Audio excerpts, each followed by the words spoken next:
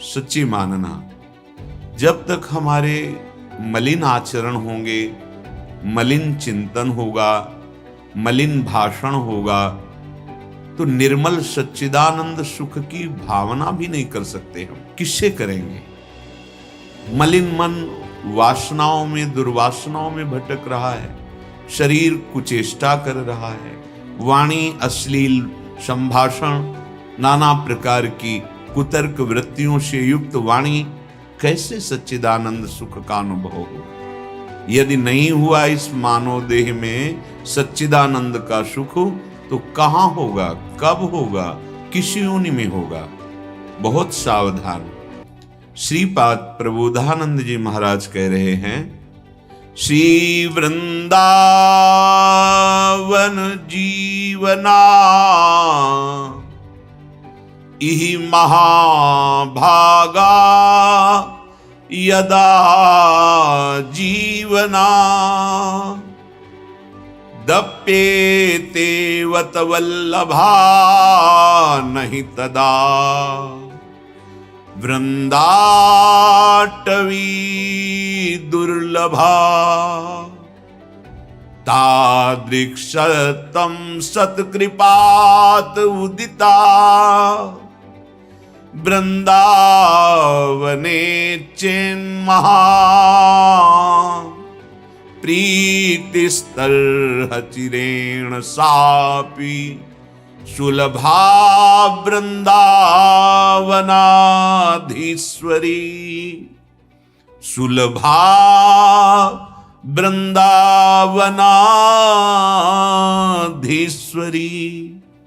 उसके लिए श्री वृंदावनाधीश्वरी श्री स्वामिनी जू, प्रिया जू बड़ी सुलभ हो जाती हैं, अर्थात बिना किसी ज्यादा प्रयास के उसे श्री जी का सानिध्य प्राप्त हो जाता है, जो अत्यंत दुर्लभ है।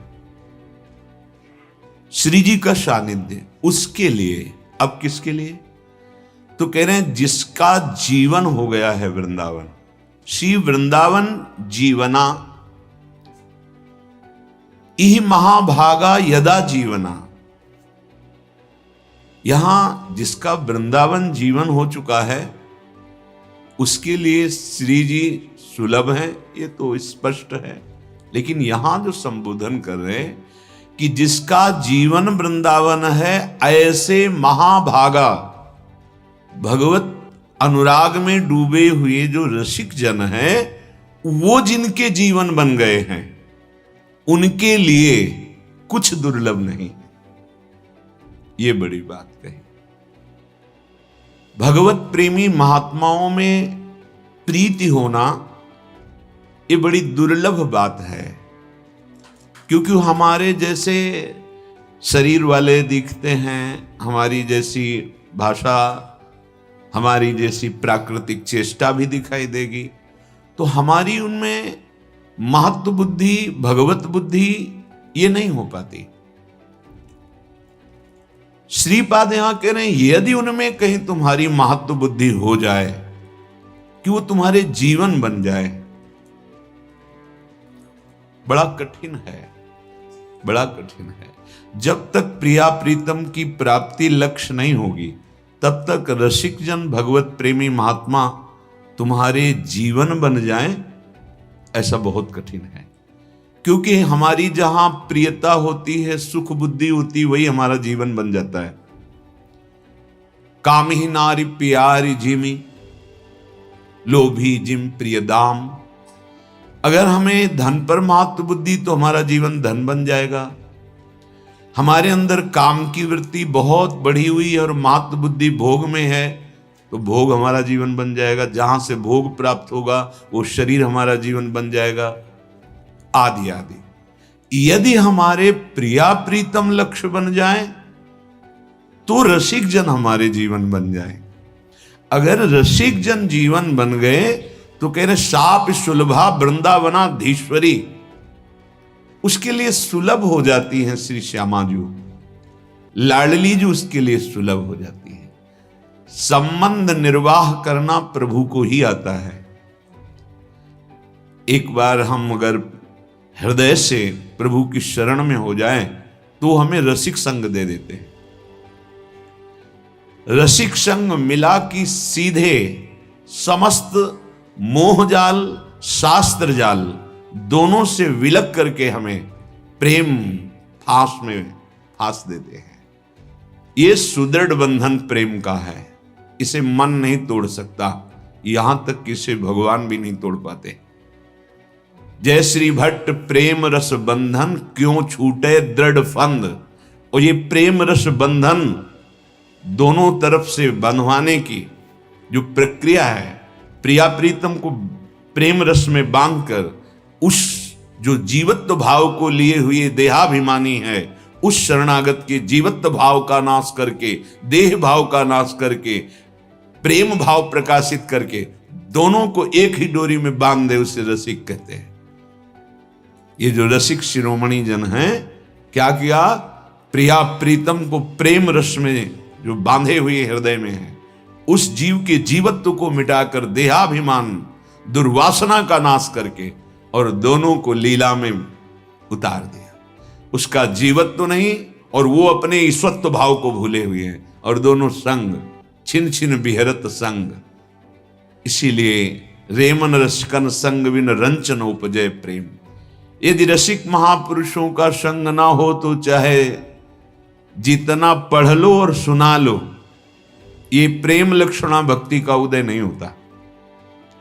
साधन भी कर लो, प्रेम लक्षणा भक्ति का उदय होता ही है भगवत प्रेमी महात्माओं के संग से। और बिना प्रेम के, चाहे वो आत्म प्रेम हो या प्रियालाल के चरणों में प्रेम हो, बिना प्रेम के मन को रोका नहीं जा सकता। प्रेम में इतनी ताकत है कि ये फिर मन पंग हो जाता है। जैसे देखो, थोड़ी सी आसक्ति भोगों में हुई तो चाहे जितना आप पढ़ो सुनो, वो भाग के वहीं चला जाएगा भोगों में। अगर वही जो असत भोगों में लगा हुआ मन है उसे सत सुख मिल जाए, सत रति हो जाए, तो ये पंग हो जाएगा, जाएगा ही नहीं। इसकी चंचलता नष्ट हो जाएगी, ये सामर्थ्य रहित हो जाएगा। इसमें शक्ति नहीं रहती फिर कि ये प्रियालाल के रूप से, नाम से, लीला से, धाम से, सेवा से एक क्षण भी विलग हो नहीं। तृपित न मानत नयन कुंजरंध्रवलोक सुख। अद्भुत सुख। कहां जाएंगी ये इंद्रियां, कहां जाएंगे मन? क्योंकि बहुत जन्मों से जैसे कोई प्यासा ओस के कणों को चाट रहा हो प्यास बुझाने के लिए, ऐसे सुख के लिए भोगों में भटकते रहे। अब सुख सिंधु में अवगाहन करने का अवसर मिला है। ये केवल भगवत प्रेमी महात्माओं की वचन आधीनता से प्राप्त होता है। उनकी आज्ञा पर अपने जीवन को समर्पित कर देना। वचन आधीन सदा रहे, प्रेम का स्वभाव होता है। अब हमारे हृदय में अपनी रुचि के अनुसार चलना नहीं है। जगत गुरु भगवान श्री कृष्ण की वाणी श्रीमद् भगवत गीता जी और भगवान श्री कृष्ण द्वैपायन व्यास देव जी के द्वारा रचे हुए समस्त उपनिषद, पुराण, शास्त्र, सिद्धांत सबका सार है भगवत प्रेम। प्रेम धाम वृंदा विपिन, प्रेम समुद्र की सार श्री लाडली जू और प्रेमाधीन अखिल कोटि ब्रह्मांड नायक परात्पर ईशों के ईश श्री कृष्णचंद्र जी महाराज, श्री लालजू महाराज, श्री बिहारी जी महाराज। ये हमारे हृदय में प्रेम रसिक संग से ही होगा। अगर रसिक संग नहीं है तो रंचन उपजय प्रेम। साधन भले बने, उसका फल मिलेगा लोक लोकांतरों का, लेकिन प्रेम प्राप्त हो जाना ये अत्यंत दुर्लभ बात है। हरिराम व्यास जी कह रहे हैं कि ये प्रेम बहुत कहने से, सुनने से, पढ़ने से नहीं प्राप्त होता। कह रहे कहत सुनत बहुतक दिन बीते, भक्ति न मन में आई, श्याम कृपा बिनु साधु संग बिनु, कही कौने रति पाई। रति माने प्रेम। बहुत आप प्रवचन कर रहे हैं और आप सुन रहे हैं, पर आपको भगवत प्रेमी महात्माओं का संग नहीं मिला, तो हृदय में रंच मात्र भी भगवत प्रेम नहीं प्रकट होगा। ये आंतरिक विषय है। बहुत ही सुंदर अध्यात्म का वर्णन करने वाले 2 दिन बाबा ने बैठ करके उनका प्रवचन सुना, योग वाशिष्ठ का, कानपुर क्षेत्र में गंगा किनारे पूज्यपाद सिउड़िया बाबा जी। उनसे प्रवचन के बाद मिले और कहा, आप सत्य बोलना। तो उनका, महाराज आप हमारे आश्रम गुरु हैं, हम आपसे मिथ्या क्यों बोलेंगे। बोले, आप बोले आपको ब्रह्मबोध हुआ है। नहीं हुआ, हम तो केवल व्याकरणाचार्य हैं, शास्त्रों का सम्यक अर्थ निकाल करके वो बोल रहे हैं, हमें अनुभव नहीं है, बोध नहीं। बस बोले इतना ही हमें पूछना था। जो हमारे शास्त्र में वर्णन किया गया कि नायमात्मा प्रवचने न लभ्या, मतलब प्रवचन से भी उस तत्व का बोध नहीं किया जा सकता। न मेधया, बहुत बुद्धिमान हो तो भी नहीं, और बहुत सुनने से भी नहीं होता। मनन करके आचरण में उतारने से होता है, और मनन और आचरण की सामर्थ्य भगवत प्रेमी महात्मा के संग से मिलती है। हरिराम व्यास जी कह रहे हैं, कहत सुनत बहुतक दिन बीते, पर भक्ति ना मन में आई। श्याम कृपा बिनु साधु संग बिनु, कही कौने रति पाई। भगवान की कृपा से साधु संग मिलता है। हम क्या जाने कौन किस कोटि का महापुरुष है। हमें पहले प्रभु से आर्त भाव से सत्संग की मांग करनी चाहिए। हे करुणा निधान, आप जगह जगह शास्त्रों में वर्णन किए हैं कि भगवत प्रेमी महात्मा के संग से ही मोक्ष पदवी या भगवत प्रेम प्राप्त होता है। हे करुणा में आप सर्वज्ञ हैं, हम अल्पज्ञ हैं, हमें क्या पता, और आपको पता है कि आपका कौन भक्त किस कोटि का है। तो हे नाथ, अपने भगवत प्रेम में डूबे हुए उन महात्मा का सानिध्य दे दो, जिनकी दर्शन और संभाषण मात्र से दोषों का नाश होने लगता है और हृदय में अध्यात्म मार्ग में चलने की सामर्थ्य आने लगती है। ऐसा संग तो कहने, श्याम कृपा बिनु, बिना श्री हरि की कृपा के साधु संग नहीं मिलता, और साधु संग बिनु, बिना साधु संग के रति नहीं प्राप्त होती। रति माने होता प्रेम, प्रेम नहीं प्राप्त होता है। ये जो शुद्ध भजन है, ये बिना भगवत प्रेमी महात्मा के नहीं हो सकता। भजन न होई संग बिनु, भजन बिना नहीं प्रेम। अगर हमें भगवत प्रेमी महात्मा का संग न मिले तो हम शुद्ध भजन की पद्धति ही नहीं जान पाएंगे, और बिना शुद्ध भजन के प्रेम नहीं होता। भजन नशेनी प्रेम की, जो प्रेम ऊंचाई पर विराजमान है, धर्म अर्थ काम मोक्ष इन चारों पुरुषार्थों से परे पंचम पुरुषार्थ प्रेम, ये भजन पे जितनी हमारी आसक्ति हो जाएगी वहीं प्रकाशित हो जाएगा। प्रेम मूल यह नाम है, जो गुरुदेव नाम देते हैं इसमें प्रेम भरा हुआ है। हमें अन्य बातें भूल करके उनके प्रदत्त नाम में, उपासना में चित्त जोड़ देना चाहिए। क्यों नहीं जोड़ पाते?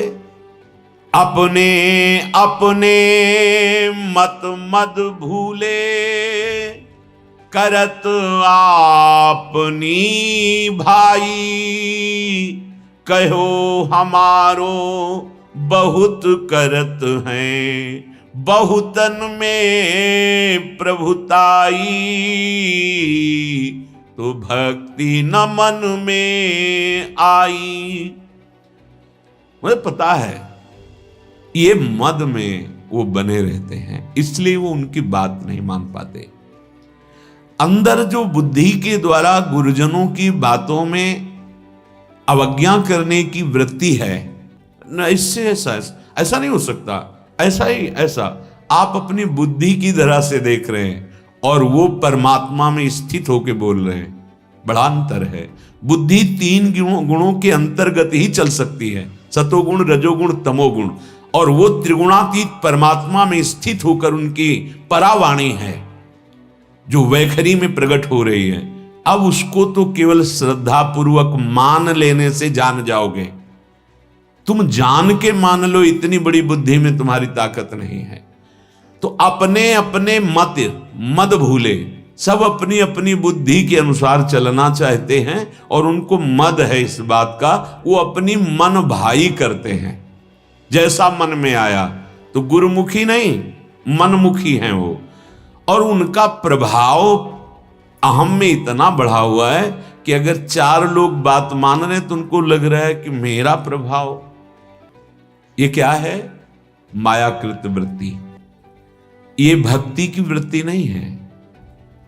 जितने भी महाभागवतों की वाणी पढ़ने में सुनने में आई, वहां सब यही बोलते नजर आए, असमय अधम सखासु, अधम ते अधम अधम मति नारी, तीन माँ मैं मति मंद अगारी, क्वा हम तुच्छा परम मधम। जहां देखो भरा पड़ा है शास्त्रों में भक्तों का हृदय ये वचन कि मैं अधम, अगर हम पर कृपा हुई तो मेरे प्रभु की, मेरे गुरुदेव की। ऐसा मीरा जी नाच नाच के कह रही, पायो जी पायो मैंने राम रतन धन पायो, वस्तु अमोलक दी मेरे सतगुरु, बलिहारी सतगुरु आपने अमूल्य वस्तु दे दी, अमृत पदवी में विराजमान कर दिया। अपना जब तक मद है विद्वता का, ज्ञान का, जानकारी का, तब तक हमारे हृदय में तर्क उठता रहेगा। ऐसा कैसे, ऐसा कैसे? पढ़े बहुत हो लेकिन अभी समझे नहीं हो। बिना महापुरुष के संग के जिस जड़ चेतन ग्रंथि का भ्रम हो गया है उसको आप नहीं खोल सकते, चाहे जितना पढ़ लो। एक इंजीनियरिंग पढ़ करके पास होके, पूरी उनके पास कागजात थे, सर्टिफिकेट थी, वो एक बहुत बड़े जनरेटर की दुकान में गए और कहा मुझे रख लो, मैं अपना दिखाया सर्टिफिकेट, इतना बड़ा इंजीनियर हूं। कहा ठीक है, एक जनरेटर को हम खोल देते हैं, आप उसे खोलकर बांध कर चला दीजिए, आपकी जो फीस आपको हम रख लेंगे अपने यहां देकर। वो ऐसा ही किया, पूरा जनरेटर खोल दिया, आप बांध के देखो, पूरा बांध दिया, बिल्कुल फिट, पर स्टार्ट करते स्टार्ट ही नहीं होता। और वो बहुत बार प्रयासरत रहे। तो उन्होंने पूछा कि कभी किसी जो इंजीनियर अनुभवी है और इसमें बहुत समय तक लगा रहा है, उसका संग किया है? तो उनका नहीं, हम तो केवल पढ़े हैं। तो बोले बिना कढ़े बात नहीं, इसमें कुछ नहीं है, आपने सब सही किया है, लेकिन आप इसकी गैस नहीं काटना आता, भूल गए अब। और वो गैस, बस कोई बंधन नहीं है, जड़ चेतन का कोई बंधन हुआ ही नहीं। जड़ चेतन ही ग्रंथि पड़ गई, यद्यपि मृषा पर छूटति कठिनाई।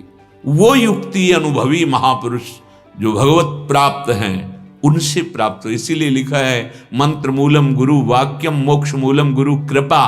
तुम्हारा मद काम नहीं करेगा, विद्वता का मद, नाना प्रकार की प्रभुता का मद, ये काम नहीं करेगा। अगर ये है तो हमें अक्षरशः गुरु की बात ये मन बुद्धि को अच्छा नहीं लगेगा, वो नहीं मानेंगी। और जब तक अक्षरशः नहीं माना जाता तब तक अहम का समर्पण नहीं होता। अक्षरशः उनकी आज्ञा पे चल रहे, अहम समर्पित हुआ, कृपा उदय हुई, आसक्ति हो गई प्रभु के नाम में, प्रभु के रूप में, प्रभु की लीला में, प्रभु के धाम में। अपने अपने मद भूले, करत आपनी भाई, तब तक प्रीति नहीं भाई। जब तक अपनी मनमानी करोगे, देखो बड़ा सूक्ष्म विषय परमार्थ का होता है। जब गुरु कृपा होती है तो वो हर संबंध जो आंतरिक आपका भजन छुटाए उनको वो काटते हैं।